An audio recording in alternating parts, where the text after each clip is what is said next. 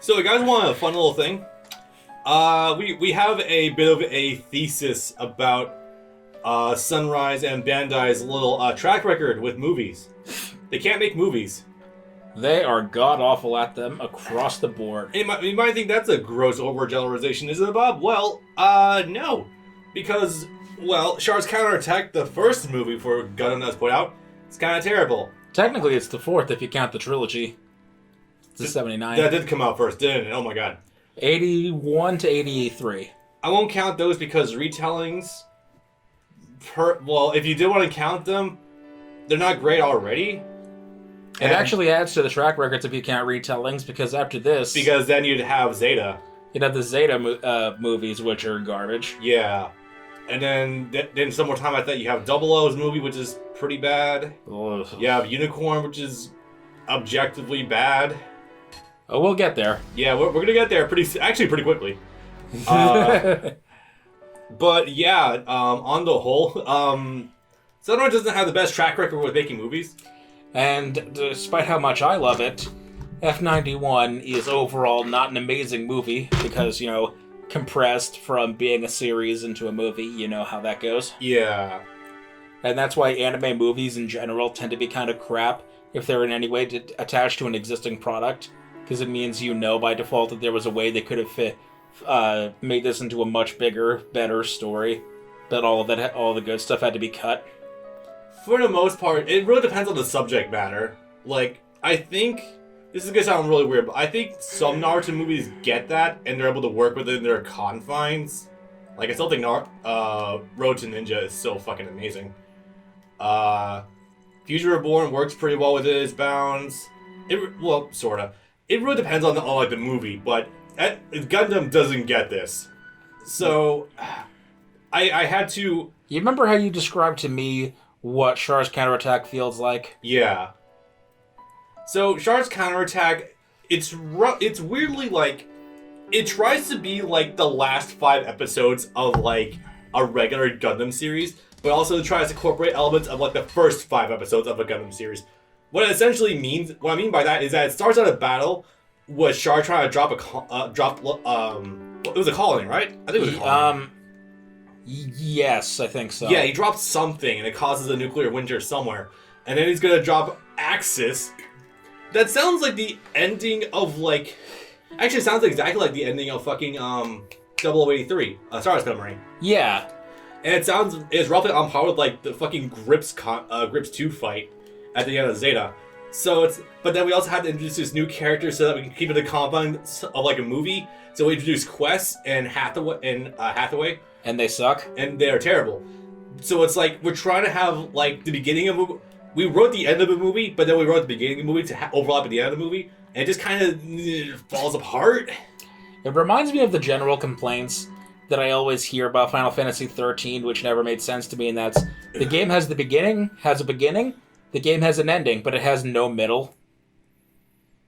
No, it has a middle.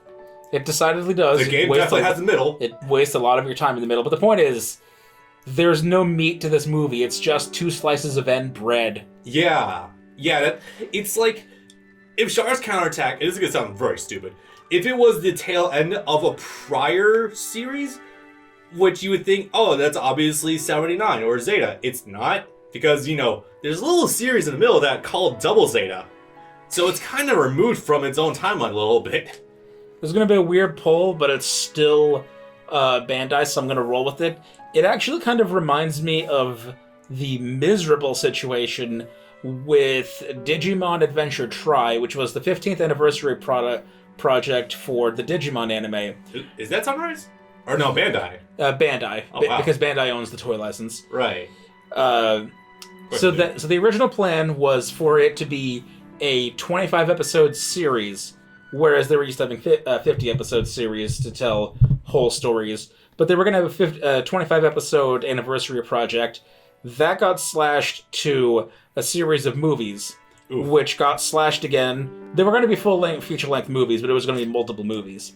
That got slashed again to a series of OVAs. Oh, man. But the OVAs were structured in a way that you could cut them into episodes, sort of like Unicorn, but actually intentional. So from a TV series to movies to OVAs to somehow still slashed back into a TV series at about 24 episodes made up of OVAs, it's like, okay, this was destroyed multiple times in the process. Yeah. And the story suffered something fierce for it. I'm going to say something extremely controversial, but while you're describing that, I had an epiphany, and it terrifies me to think about this. Yeah? So, okay, I acknowledge how bad it gets. Like, I've had this conversation with you even a couple days ago. I think I like Gundam Unicorn more than Char's Counterattack. No, I understand that completely. Like, okay, outside of the absolutely fucking stellar animation of Char's Counterattack, like, when I'm thinking of it, okay, Unicorn is terrible structurally, but, like, there's no structure to Char's Counterattack whatsoever. Here's the thing about that is Unicorn is also something where I would say it has a beginning and it has an ending, but it has no actual middle. And you can feel that in Unicorn especially, even despite how long and protracted it is. Unicorn's well, we'll get to Unicorn, but, like, I think this might be the case, but I'll explain more about how Unicorn I feel about is that. 2 slices of end bread, but there's lettuce and tomatoes in there, there's no cheese, and there's still no meat. So, oh god, how have you even go? Okay, I'm going to describe Unicorn later, but let's focus on TCA first. Let's get through some garbage before getting through some slightly less bad garbage. Okay, to obviously preface this, yes, obviously we've both watched this movie.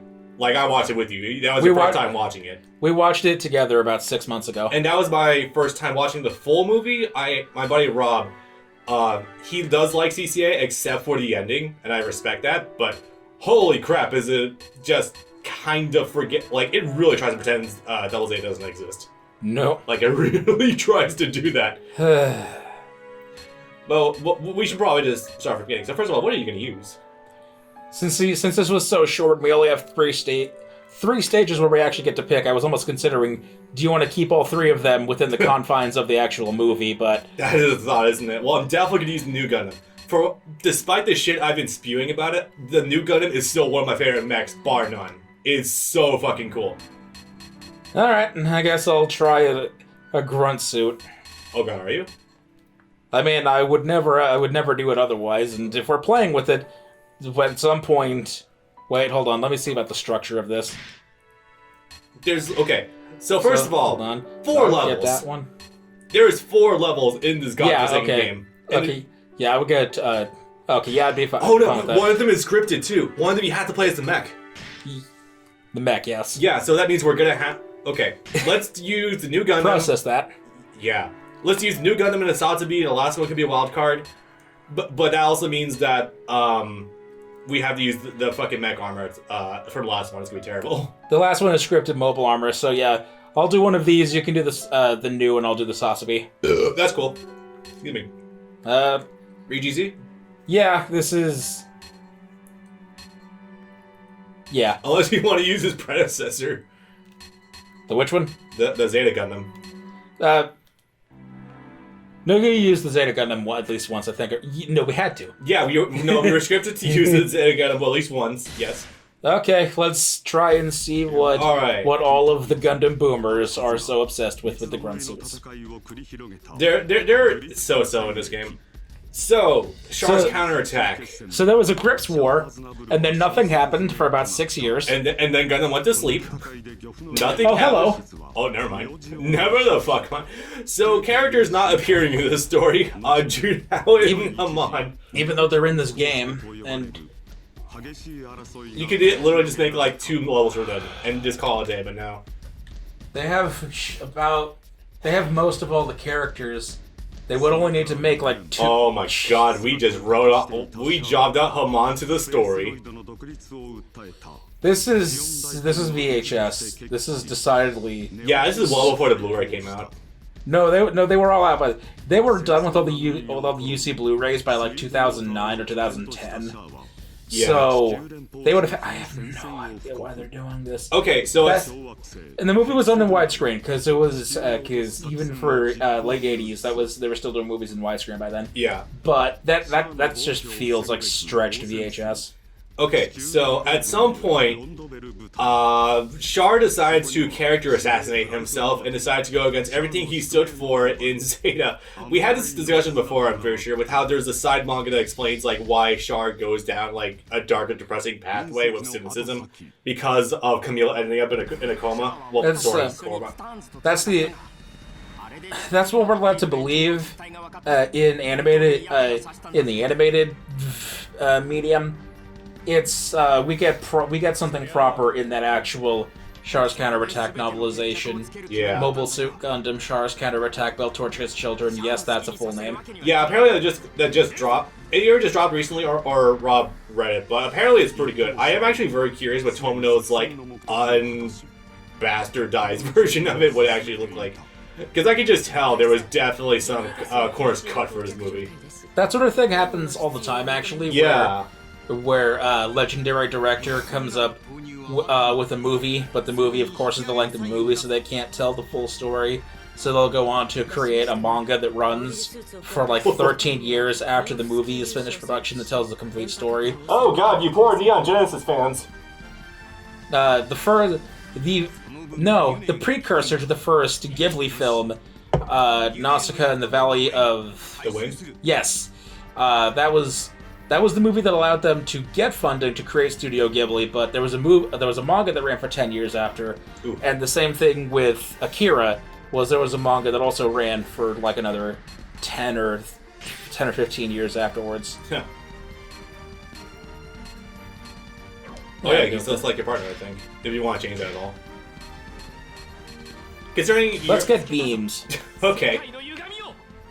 Why not? Let's go cross-dimensional. Fuck it. I mean, there's no restriction on that front. Yeah, I mean, more or less. Why not? Because I know that you would just end up picking the battleships, but yeah, okay, why not get fucky? Okay, first of all, can you transform? No? He did that in the movie, I'm pretty sure. That's weird. The Regis? Yeah, pretty sure it did. It's supposed to be stated as a Zeta type. That was the Delta Plus. Oh. Well, I heard that the Regis D is supposed to be apparently a successor to the Zeta Gundam. You can tell this is limited because it doesn't have a charged Muso. Oh, right. This is the first time we're using a grunt suit, too. Sword, or like a mass-produced model. Okay, so the mass-produced models in this game, or typically in Dynasty Warriors Gundam games, is that they usually have a much more condensed like move list outside of what like the protagonist suits usually get. I mean, they only get 4 combos instead of 6. Yeah, they get 4 combos. They get less options too. Some of them don't even have like real bonuses for when you're awakened. It's kind of weird. Let's see. Okay, so to briefly describe, I should have changed the difficulty. What difficulty are you on? I set it to hard, but apparently that can mean anything from like 3 stars to the full 8, and this is probably closer to 3. I think you were set at like 4 stars, if I'm not mistaken. I guess we'll find out next time. Maybe. I'm starting to think the stars literally just mean like numbers. I think that might be what it is. No, they definitely hit harder the more stars there are. Okay. Actually, you know what? In that regard... Oh, there it is. Yeah, now it's transformed. Thank you. You can't do that regularly, I guess. Okay. Also, Char's already dead. Holy shit. That is they one... They made the Scirocco kill the Muso. Lol. The Wave Rider charge. Oh, yeah, it is. That's hilarious, actually. That's some good lore right there. Anyway. So, that is one good thing I will definitely give Dynasty Warriors Gundam credit for, is that... Well, at least with this specifically, is that you can just... There's so much more fleshed out, like, difficulty selection with this game you can get than normal, like, Warriors games.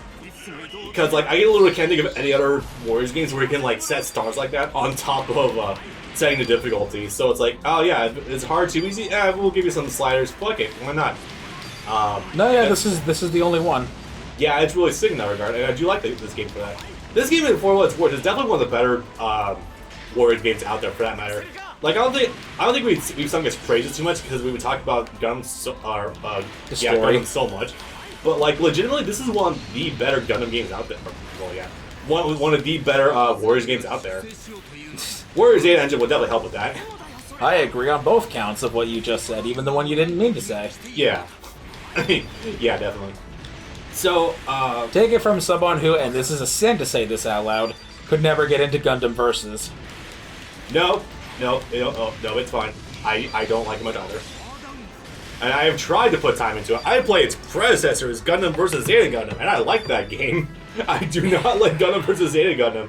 I don't like really railroaded 2-on-2 arcade games. It's not my speed. The original Gundam vs. on PS4. There's a new one that just came out this past summer. Maybe it's less bad than... Because the thing with that, with the first game, the one that I do own, is that that's apparently a reboot using a new engine from all the ones on the PS2 and PS3. Yeah. So that's why it's so severely dialed back and requiring DLC to fill in slots that were filled in the past. Yep. But the new game apparently is the all-in-one package. Oh my god, that was the... We actually are going over that. Okay. Yeah. Right, so to go over the story for CCA, I've already kind of loosely outlined it, but no. The movie literally does open with Char dropping a large object. I don't remember if it was a colony. I don't think it was a colony. I think it was an asteroid. I think you're right. Dropping it off. He was trying to send a message first. He didn't want to kill everyone before he set the planet to sleep. He was sending a message, and he was also testing out a theory to see if a nuclear winter would actually be created from dropping this object. Which in this case was Giant Rock. He dropped on Tibet, I'm pretty sure. Yeah. Okay, so yeah, we can officially join Tibet with the likes of Ireland and Australia for being a Zeond, I guess. Oh man, okay. But yeah, that's a little bit how the movie opens. Just testing to see if nuclear winter would hold. Char's entire ethos, I mean, we're gonna go over this later, is he wants to force people to move from Earth to space. To be fair, that's not a new goal for him. It's not really. I mean, he's been okay. The only significant difference is that he wants to really get people into space, like Londonian. Yeah. Okay.